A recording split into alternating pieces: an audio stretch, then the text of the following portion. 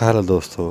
आज मैं अपने चैनल में एक बहुत ही ज़बरदस्त इस्लामी वीडियो लेके हाज़िर हुआ हूँ और उम्मीद करता हूँ कि ये आपको बहुत ही पसंद आएगी। तो इससे पहले मेरे चैनल को सब्सक्राइब कर दीजिएगा ताकि हर नई आने वाली वीडियो आप तक पहुँच सकें। तो चलते हैं वीडियो की तरफ।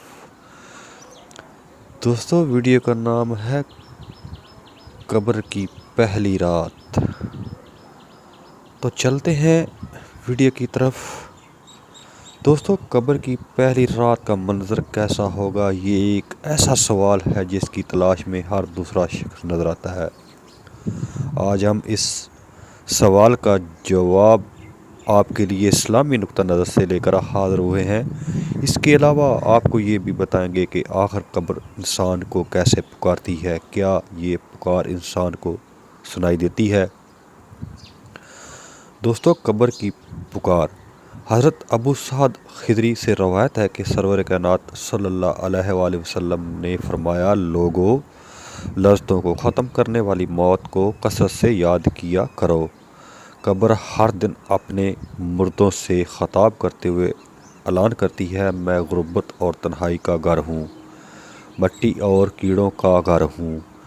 जब मोमिन को दफन किया जाता है तो कब्र इसे मरहबा कहते हुए खुशखबरी सुनाती है कि मेरी पुश्त पर चलने वालों, मैं तो बड़ा महबूब था, आज मैं तेरी हो गई और तू मेरी तरफ आ गया, तो अब मेरे एहसान का देख लेगा। ये कहकर कब्र तहत निगाह कुशादा हो जाती है और जन्नत का दरवाज़ा इसके लिए खोल दिया जाता है, जहाँ से इसको जन्नत की ताज़ा हवा आती है। हज़रत अबू रज़ी अल्लाह ताला अन्हु का बयान है कि रसूलुल्लाह सल्लल्लाहु अलैहि वसल्लम ने एक जनाजे में शरीक हुए, फिर फरमाया, मैं भी आप सल्लल्लाहु अलैहि वसल्लम के हमरा था।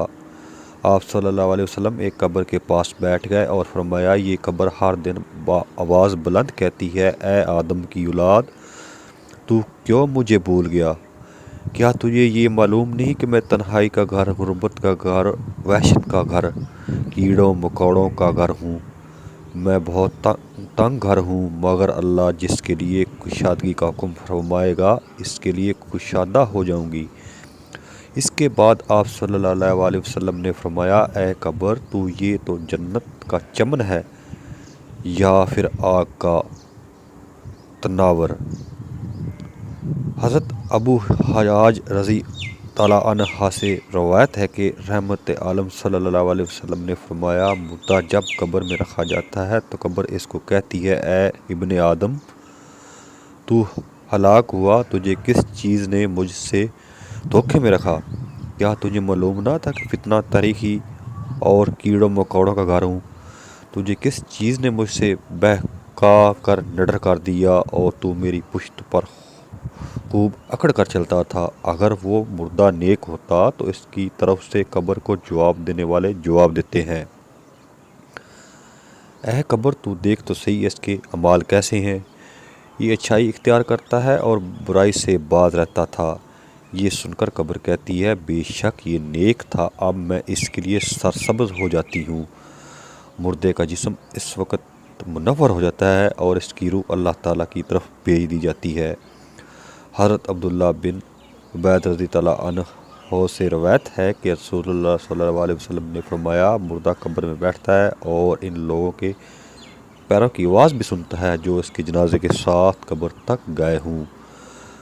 मुर्दे से इसकी कब्र कहती है, ए इब्ने आदम, तेरी हलाकत हो, तूने मेरी तंगी, बदबू और कीड़े मकोड़ों का खौफ नहीं किया, इसलिए तूने इन चीज़ों से बचने के लिए तैयारी न की। बदअमाल मुर्दे से कब्र कहती है, तुझे मेरी तारीकी, मेरी वहशत, मेरी तन्हाई और तंगी और मेरा गम याद नहीं रहा।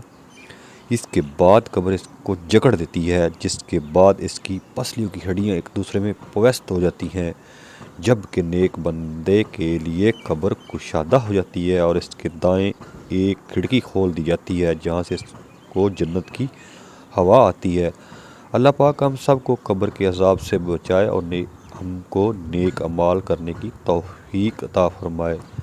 आमीन या रब्बुल आलमीन।